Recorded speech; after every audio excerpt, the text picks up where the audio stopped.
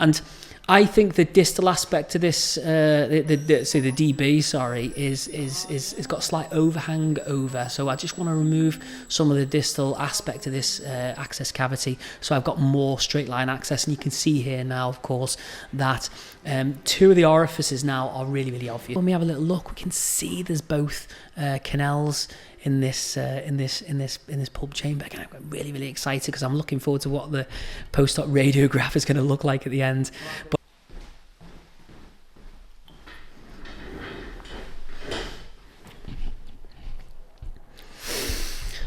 so hello, welcome to this week's Friday clinical case, and this is an interesting one today because I think that if I was myself maybe 10 years ago, I would have completely missed this canal for sure. So this is a really, really interesting case because when I first qualified and I was doing upper molars, lower molars, especially sevens, sometimes on occasion I'd only find two canals, and I know from dental school there is a risk. There's an incidence of an upper seven having three canals, having two canals, or even one canal.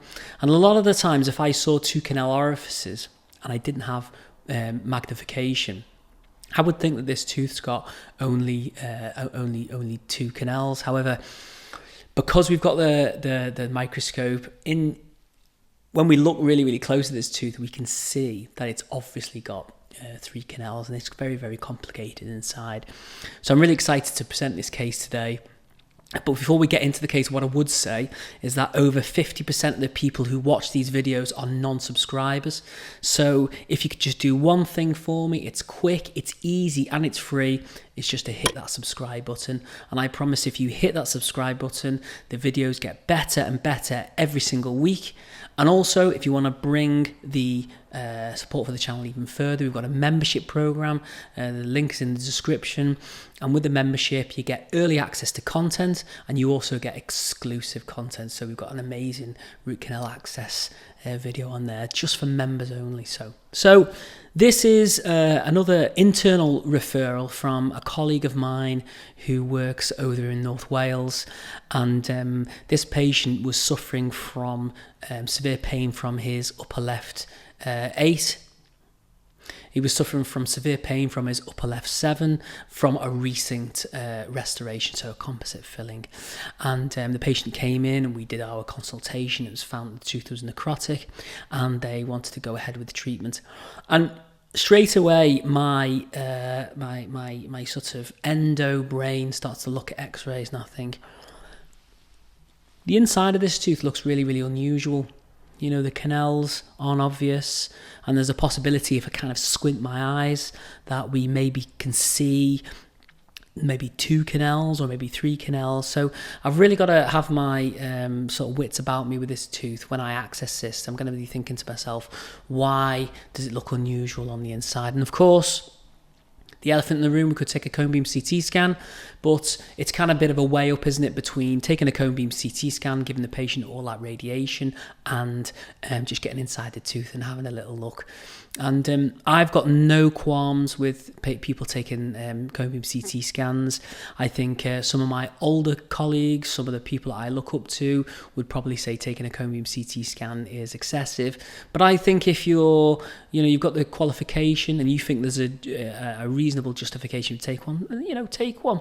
What I would say to the patient though during the consultation, of course, is we'll have a look at the tooth, and if it looks unusual, then it's a cone beam CT scan. So we'll move over to the case here. And in fact, what I noticed with this patient straight away is that she really, really struggled to keep her mouth open. And I'll let you into a little secret. I've had root canal before, and I've had a crown many, many years ago. And I could not keep my mouth open for sure. It was absolutely a nightmare. So what I like to use is these bite guards.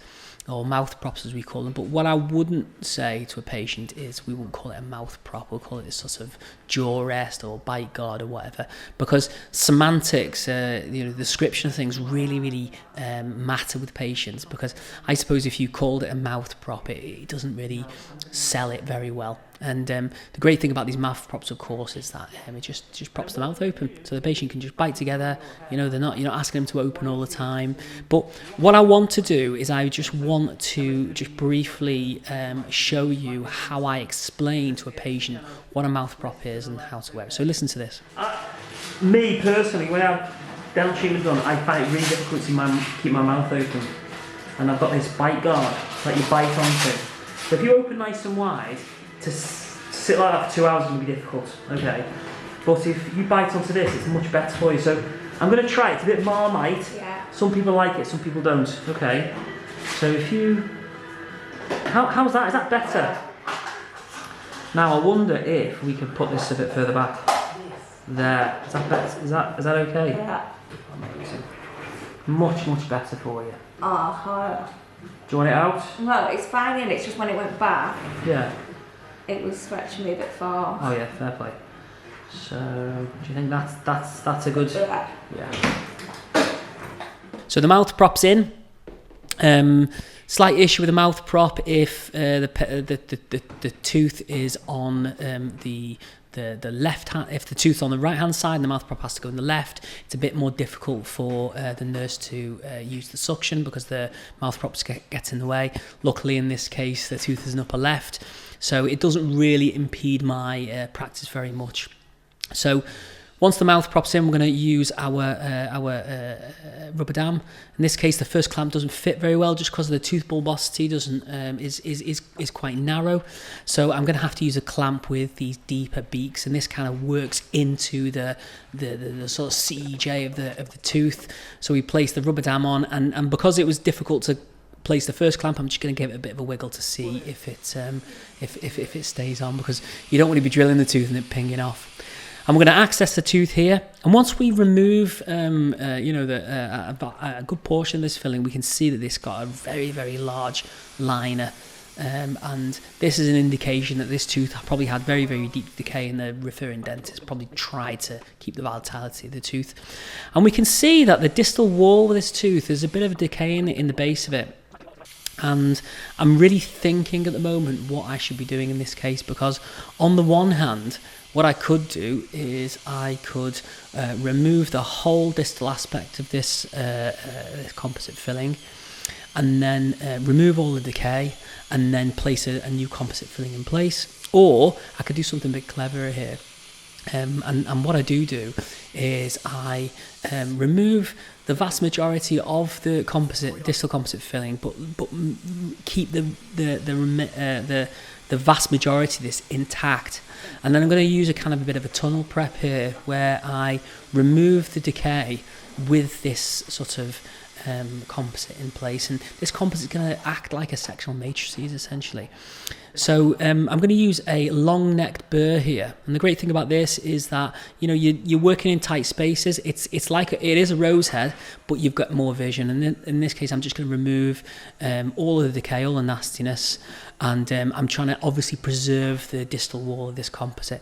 And I would say probably some of the restorative dentists here will be sort of squirming in their boots at this, but I think the rubber dam's on, the patient's ready to go, and I think this is saving me time and also undue sort of distress to the patient, because I'm going to have to take the rubber dam off. I'm going to have to multi-isolate this tooth, and I think I could probably get the same result by doing this technique, which might not be the perfect technique.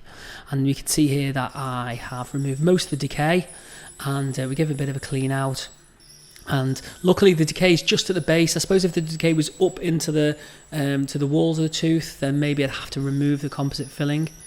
And then the canal space, the pulp chamber is open. I'm going to use these diamond-tipped low-energy ultrasonics just to open up the canal space even more. Again, I like to see what I'm doing. I like to have good vision, and like the long neck rose heads, with these low-energy ultrasonics, I can see where I am negotiating around, and I'm not removing any sort of excess tooth tissue, and it's controlled as well. I can just remove a little bit, have a little look, remove a little bit, have a little look, and you can see here now clearly there are just 2 canals. We've got a very, very large palatal and a very, very large buccal canal, and we give a bit of a clean out with our ultrasonic, and again it looks like there's 2 canals. However, I'm going to irrigate the pulp chamber here. And the buccal orifice looks a bit strange, looks a bit elongated. Maybe there was something stuck down there. So I'm just going to get my my hand file and just have a very, very small negotiation. And we can see when we negotiate this buccal canal, there's a hole and it's definitely off center. So what I'm going to do now is I'm going to try and negotiate the kind of distal aspect of this orifice, because this could just be one big orifice, and it could just be like a little bit of secondary dentin down there or a little bit of debris. So I'm just going to use a size 8 D finder with a very, very small bend distally, just to try and hook that distal aspect of this canal orifice. And we can see now that this second canal, or this file, sits off-center distally, and then this essentially just confirms that there's a second canal within the same buccal orifice. So, great, fantastic. That's what I come to work for, to see unusual things. So I'm just going to use the hand files just to shape the diameter out of these 2 canal orifices. I'm going to use a size 8 and then use a size 10, and this is kind of nice progression up to our glide path file, which is a size 14, and I'm just opening up these 2 canal orifices because I'm not going to shape these straight away. I want to open these canal orifices up, and then I'm going to move over to the palatal and make sure the irrigant sort of moves around these 2 canal orifices really nice to open them up. And you can see here now that there are obviously 2 canal orifices within the same main orifice. And I think the distal aspect of this, the DB, is got a slight overhang over. So I just want to remove some of the distal aspect of this access cavity, so I've got more straight line access. And you can see here now, of course, that 2 of the orifices now are really, really obvious. You want straight line access so you don't put too much pressure on the files. And then I am just placing an orifice opener. So this is a very, very short rotary file with a very thick taper, just to open up these 2 canal orifices. And as we irrigate and aspirate, and we look really, really closely at this orifice, there are now 2. There's an MB, there's a DB, two canals. Perfect. So we've opened all that up. We're going to make sure now we're going to fill this with irrigant, and also when I irrigate and aspirate this tooth, I have a little look and I think maybe are they draining together? Maybe, I'm not sure. That's food for thought for later. I'm going to move straight for the palatal, mainly because the palatal's pretty low-hanging fruit. It's usually quite wide, but when we hook up our size 10K file up to this apex-locator, the measurements are all over the place. So what I'm doing now is I'm just going to remove some of the irrigant from the pulp chamber, and this sorts out this kind of short circuit of the apex locator.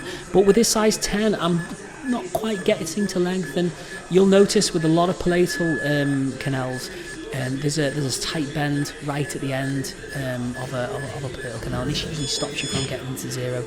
So what I'm going to do is I'm going to measure the furthest point reach, which is 18 millimeters. So I've reached up to 18 millimeters with the hand file, and then what I'm going to do is I'm going to shape out the coronal to mid-third, just to make sure we've got enough straight line access as much as possible. So I'm going to use a size 20, a size 25, get a little bit more irrigation, and then I'm going to use a size 8D finder at 20 millimeters, because this is my expected sort of working length. And when we push this down into the palatal canal and we hook it up to the apex locator, we're now at 0, of course. So we're having a little feel around. I'm going to push it through the apex, And then as we withdraw the file, once it's through and we hit 0, that's our correct working length. And actually, when we measure this, we can see that the 0 in the palatal is actually 18.5 millimeters. So we were about 0.5 millimeters away from the original furthest point reached. And then we're just going to, again, shape out the canal space. We're going to use a size 10 at the 0 reading. We're going to use this glidepath file at the 0 reading. We're just making sure we're shaping out this palatal canal really, really nicely. We're going to have lots of irrigants, always irrigate all the time. And then we're going to do our final shaping with a size 20 and a 25. And that palatal canal is now boxed off and ready to obturate. But don't forget to recapitulate, okay? Especially if there's been quite a tight bend at the end of the file. You want to make sure the canal is nice and open. I'm now ready to negotiate the mesobuccal. I feel like this canal was the one that was the widest. And, if there's a suspicion that they are both connected, then I'm gonna go down the main canal first. And then we're going to do our apex-locator reading. So this size 8D finder is getting to length, but it takes a bit more than we'd like to. But we do get to 0. We push it through the apex and we bring it backwards, and we find out the working length. This MB is 21 millimeters. So it's pretty straightforward, although I've got to be super careful because I knew it took me quite a bit of time to get to this working length. So rather than going from an 8 to a glidepath file, I'm going to shape it up again with a size 10K file. In and out, make sure you get to length really, really nicely. Use the glidepath file, but this time I'm going to use this glidepath file in T mode, which is kind of a reciprocation motion. And then once we've got past the point where we know we've reached 0, I'm going to press the button again, and it creates this kind of like 0, this rotary action, and this shapes out the canal really, really nicely. And then you can see here, when we have a little look, we can see there's both canals in this pulp chamber. Again, I'm really, really excited because I'm looking forward to what the post-op radiograph is going to look like at the end. But of course, we need to finish the shaping in our mesobuccal, and I'm going to use a size 20 high flex file, a size 25. I don't want to reach straight for the 25 because I'm worried about how closed up this canal space was, and of course we don't want to ledge the tooth. And then I suspect that the MB is joining the DB. So what I'm going to do is I'm going to place a size 25 GP cone to the working length, and then I'm going to place a ham file in the DB, and then I feel for that kind of sort of spongy effect, as if like this hand file is sort of touching something spongy like GP.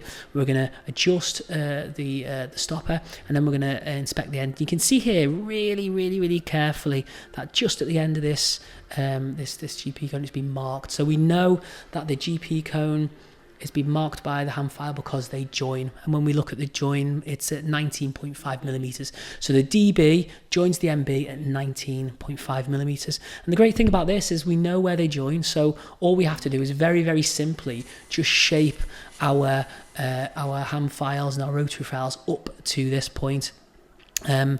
But always irrigate and always recapitulate. We're then ready for our cone fit radiograph. I'm using a size 25 matched GP cone in the MB, and this is at the working length minus 0.5 millimeters. But when we look into the canal space, we can see there isn't enough room. So what I'm going to do is I'm going to place my palatal GP in for the cone fit. And then I'm going to use a narrow tapered GP cone. So this is a GP cone which has got it's a size 20 cut to 25, but it's narrow so it can get in that kind of very, very small tight space. And then I'm going to push it down very, very slowly, because these really, really friable GP cones are super fragile and they're really easily to sort of bend or concertina up when you push them to length. And then once this has been pushed to length, we're obviously going to snip them all off, because I like to snip them off so they don't get snagged on the rubber dam when we're taking the post off, the cone fit radiograph. And then when we look at the cone fit, we can see, oh, look at it, everything's to length. You've got that nice kind of split and then join in the buccal canal, and then I'm happy now to obturate the tooth. But before we do, we need to remove the GP cones, because I'm worried about the friability of these GP cones. So the palatal looks okay, and when we remove the MB, that one looks okay, but actually when we move the DB GP cone, we can see that it's just all a bit bent, a little bit concertinaed. So I'm going to throw that one to one side, and when we come to obturate this tooth, we're going to get a new GP cone, and of course all those GP cones have been disinfected. We're going to do our final irrigation protocol. Sodium hypochlorite activated, 17% EDTA activated, and sodium hypochlorite again activated, and then we are going to dry everything, make sure everything's nice and ready to do our obturation. So I'm going to start with the easy obturation first. I'm going to do our palatal obturation, and I am going to directly fill our bioceramic into the palatal canal, and then I get a hand file, and I'm going to push this to about maybe 2 millimeters away from the working length, just to make sure that the bioceramic is being introduced to the whole length of the canal space. And then I'm going to get my master cone, my palatal master cone, and I'm going to very, very gently sort of push this to length. And I'm not really concerned about vapor lock in this case, mainly because the palatal canal is quite wide, but you notice it bobbing up slightly there. So you just got to just very, very gently push this GP cone to length. We then get our heated plugger.